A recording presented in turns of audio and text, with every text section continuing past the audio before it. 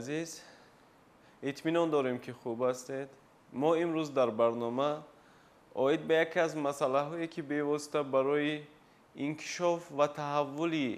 سیستم آفتابی ما سخن می رود و این جرم ها به آن بیواسطه علاقمندی زیج دارند سخن خواهیم کرد. خصوصیت های فیزیکی و مداری جرم های ترانس نپتونی. ترکیب اساسی جرم های مذکور اکثرا یخ می باشد. یعنی این چنین در ترکیب آنها آب، متن، امونیاک با بعض سنگ ها و پیوستگی های ارگانیکی تشکیل می دهد. این ترکیب کلید درک شرایط سیستم آفتابی ابتدایی به حساب می رود. اندازه جرم های ترانس نپتونی از یک چند کیلومتر تا سیاره های پکنه مثلا به مانند پلوتون رو تشکیل می دهد که اندازه پلوتون 2374 کیلومتر و یکی از پکنه سیاره دیگر که ایریس به حساب می رود 2326 کیلومتر رو تشکیل می دهد و بزرگترین جرم های ترانس نپتونی به حساب می روند. خصوصیت مداری جرم های مذکور یعنی اکسنتریسیته و مایلی مدار آنها به نهایت گوناگون است. بعضی این جرم ها به مانند پلوتین ها با رزونانس مداری 2/3 به نپتون پیوست می شوند که به استواری آنها تاثیر می رساند. یعنی این شهادت از آن می دهد که جرم های مذکور مایلی گوناگون و اکسنتریسیته گوناگون داشته همچنین مدار نااستوار دارند و آنها می توانند که مدار سیاره های دیگر را نیز بریده گذارند و حرکت نمایند. حادثه های به نهایت اسرارانگیزی جرم های ترانس نپتونی در اینجا من 3 دلیل آنها رو آوردم که تصور کنید بینندگان عزیز که یکی از جرم های ترانس نپتونی که اون 2018 RG37 نامگذاری کرده شده است مسافه کنونی آن از آفتاب به یکی از دورترین جرم های مشاهده شونده سیستم آفتابی تبدیل یافتن جرم مذکور را نشان می دهد که مسافه آن از آفتاب 132 واحد استرونومی را تشکیل می دهد و من بار دیگر قید می نمایم که 132,000 واحد استرونومی این یک واحد استرونومی مسافه 150 میلیون کیلومتر را تشکیل می دهد. سیدنی یکی از دیگر جرم های ترانس نپتونی می باشد و تصور کنید که نقطه نزدیکترین جرم مذکور 76 واحد استرونومی را تشکیل داده مسافه دورترین آن از آفتاب 936 واحد استرونومی را تشکیل می دهد و شاید جرم های نیز وجود داشته باشند که از آن هم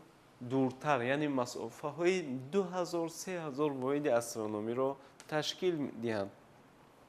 و این یکی از اسرارهای نهان سیستم آفتابی به حساب می رود که عالمان ساحه برای فهمانیدن و تحقیق آن کوشش های خویش را انجام می دهند. در جدول مذکور و در رسم هایی که در اینجا آورده شده است ما نمایندگان کلانترین جرم های ترانس نپتونی را در اینجا آوردیم که این از روی اندازه اون که دیامتر یکم پلوتون، اریدا، خاومیا، مکمک، گونگون و دیگران تشکیل می دهند و چطوری که دیده می شود دیامتر کلانترین جرم های ترانس نپتونی 2374 و تصور کنین وابسته به دیامتر چگونه تغییر می یابد و عین زمان قریب یعنی گوییم تا سال 2021 اگر 3555 تا چنین جرم کشف کرده شده بود و شاید تا این دم تا نزدیک 5000 چنین جرم معلوم باشد و اکثریت جرم های ترانس نپتونی کلان همچون سیاره های پکنه تصنیف کرده می شوند و خاومه شکلی طول کشیده شده داشته و شکل آن چنین است و یک عایله بی‌نظیره که پاره‌هایشان هنگامی برخورد پیدا شونده دارند. یعنی این جرم ها شاید هنگامی به همدیگر برخوردن به وجود آمده باشند و من در بالا یک سخن رو قید کرده بودم که شاید آموزش و تحقیق آنها برای پیدا کردن سیاره نهم یعنی سیاره X امکان با عالمان ساحه را می‌دهد. این یکی از فرضیه‌هایی هست که شاید سیاره X نیز وجود دارد و آن را تا به امروز عالمان ساحه کشف نکردند و جرم‌های مذکور امکانیت می‌دهند که تحقیق آنها برای کشف سیاره مذکور کمک نمایند. اما فرضیه دیگری نیز وجود دارد که شاید هنگامی دو تا سیاره عظیم جثه یعنی بزرگ هنگامی به همدیگر برخوردن سیاره X را حاصل کردند و از سبب تاثیر جاذبه آنها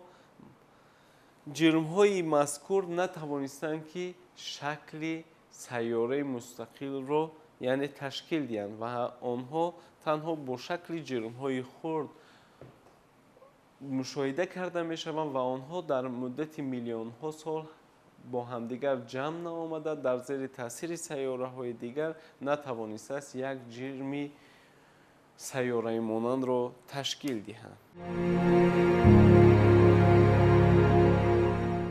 اهمیت علمی تحقیق جرم‌های ترانس نپتونی این یکم کلید تحول سیستم آفتابی به حساب می روند و آنها موادها از دیسک پروتوسیاروی که در 700 میلیون سال اول پس از تشکل سیستم آفتابی به وجود آمدند نگاه می دارند. مدارهای آنها دلیل مهاجرت گذشته سیاره‌های عظیم را پیشنهاد می کنند. یعنی جرم‌های مذکور امکانیت می دهند که ما معلومات‌های اولیه پیدایش سیستم آفتابی و تحول سیاره‌های عظیم را درک نماییم. دوم این جستجوی سیاره‌های نو به حساب می‌رود. انومالیا‌های در مدار بعضی جرم‌های ترانس نپتونی مثلا ستنا باعث فرضیه موجودیت سیاره نهم یا این سیاره X است که در مسافه تا 600 واحد استرونومی گردیده است. یعنی از روی آموزش ها شاید موجود بودن سیاره X یا اینکه سیاره نهم ریز در آینده به ما معلوم گردد، اما این تنها فرضیه هست و خلاص. سوم اهمیت جرم‌های مذکور این لابراتوری برای تحقیق یخ به حساب می رود و سهم جرم‌های مذکور یخ آب را هم در حالت امورفی و هم کریستالی را در بر می‌گیرند. یعنی در ترکیب جرم‌های مذکور یخ یعنی آب در حالت امورفی و کریستالی مشاهده کرده می شود و برای مدل سازی روندها در سیستم آفتابی ابتدایی کمک میکنند. شاید ما با باوری کامل گفته توانیم که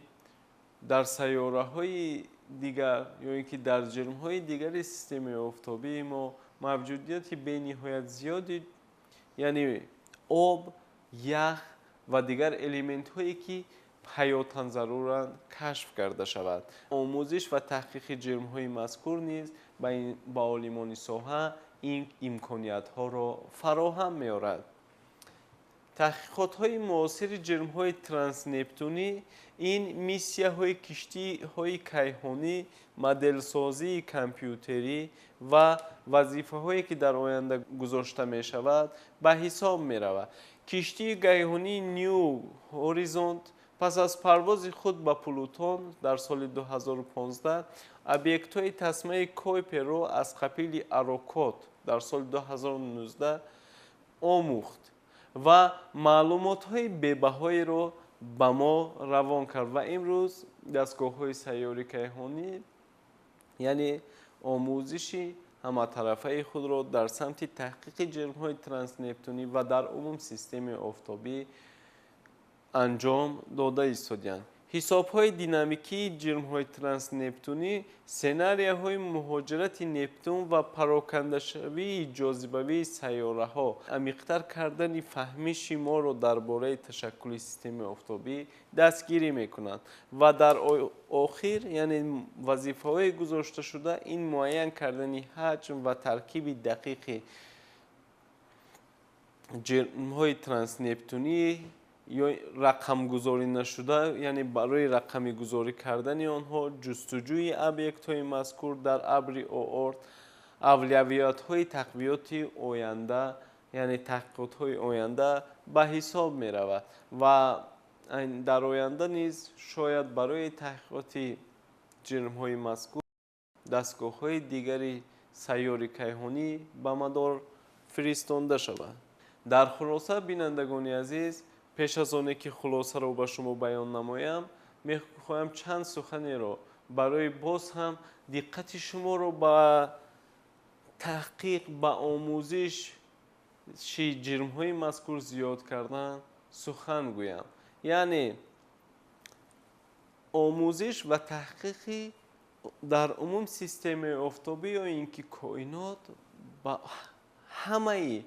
яъне насли имрӯзаи сайёраи мо бениҳоят шавқовар аст ва моро зарур меояд ки каме ҳам бошад ба омӯзиши ҷирмҳои осмонӣ диққати худро зоҳир намоем. ин имконият медиҳад ки мо бисёр маълумотҳое ки барои мо то ба имрӯз норавшан буд ба даст биёрем. чӣ тавре ки ба шумо қайд менамоем дар ҳар як барнома, дида мешавад ки дар ҳамин ҷирмҳо, яъне гарчанде ки ин ҷирмҳо бениҳоят дар масофаҳои дур қарор доранд, манбаъҳои пайдоиши ях ба ҳисоб мераванд ва дар гузашта ва то ба имрӯз ин фарзияҳо низ ҷой доранд ки шояд манбаи пайдоиши об дар сайёраи замин ҳамин ҷирмҳои транснептунӣ ё ин ки кометаҳо ба ҳисоб мераванд ва гарчанде ки олимони гуногун ин фарзияҳоро инкор карданд ва баъзеашон то ба имрӯз ҳам дастгирӣ менамояд, ин гуфтаҳо нишона аз он ҳастанд ки ин шояд ҳамин ҷирмҳо манбаи пайдоиши об бошанд ё ин ки манбаи пайдоиши ҳаёт бошанд ва танҳо барои ба даст овардани маълумот ба ин саволҳо таҳқиқ, омӯзиш, ҷустуҷӯ ва кофтукофҳои зиёд сабаб мегарданд ва мо ҳам танҳо барои баланд бардоштани донишҳои илмии шумо дар самти астрономия ва астрофизика кӯшиш ба харҷ медиҳем ки каме ҳам бошад як маълумоти муфид ба шумо баён намоем. ва дар хулоса оид ба ҷирмҳои мазкур гуфтанӣ ҳастам ки ҷирмҳои транснептунӣ яке аз минтақаҳои пурасрортарини системаи офтобӣ мемонанд ки бо гузашта ва таҳаввули он ишора мекунанд. ҷирмҳои мазкур аз сабаби бениҳоят дур қарор доштан аз сайёраи мо имконият то ба имрӯз инсоният имконият ба даст наовардааст ки мустақил, яъне ҷирмҳои мазкурро таҳқиқ намояд ва танҳо чандин дастгоҳҳои сайёри кайҳонӣ наздик ба ин ҷирмҳо ҳаракати худро анҷом доданд, яъне ҳаракат карда гузаштанд ва таҳқиқоти мунтазам анҷом доданд. омӯзиши онҳо ба мо имкон медиҳад ки ба шароитҳое ки миллиардҳо сол пеш вуҷуд доштанд дида бароем ва фаҳмем ки сайёраҳо чӣ гуна ба вуҷуд омадаанд. барои омӯзиши минбаъда манбаи маълумотҳои наса GPL рӯйхати Майкл Браун тавсия дода мешавад ки иттилоотҳои муосир ва каталогҳои ҷирмҳои транснептуниҳои кашфшударо дар бар мегирад. таҳқиқотҳои давомдор ба кашфиётҳои нав ва пурратар дарк намудани таърихи кайҳони мо ваъда медиҳанд ва бинандагони азиз, шумо ҳам бевосита метавонед бо истифода аз манбаъҳои маълумотҳои илмӣ ба монанди GPL NASA, Minor Planet Center ва NEODIS ва даҳҳо дигар манбаъҳои илмӣ истифода бурда оид ба ҷирмҳои мазкур маълумоти муфассали илмӣ ба даст биёред ва шумо дар умум бо истифода аз интернет метавонед маълумотҳои зиёди илмӣ барои боз ҳам баланд бардоштани савияи дониши худ дар самти илмҳои дақиқ истифодаи мақсаднок баред. бинандагони азиз, хуш бимонед то барномаҳои оянда.